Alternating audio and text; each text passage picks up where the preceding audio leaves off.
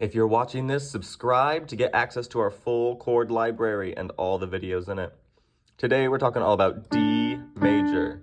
We're going to start on D, add an F sharp and an A.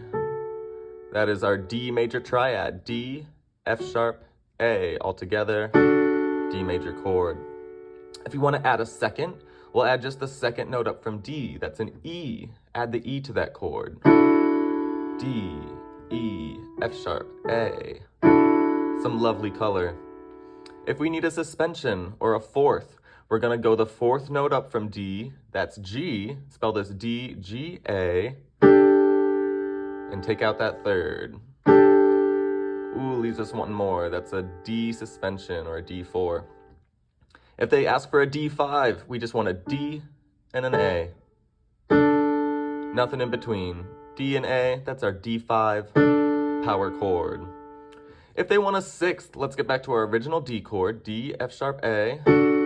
Add the sixth note up from D, that's a B, right? 1, 2, 3, 4, 5, 6. So D, F sharp, A, B.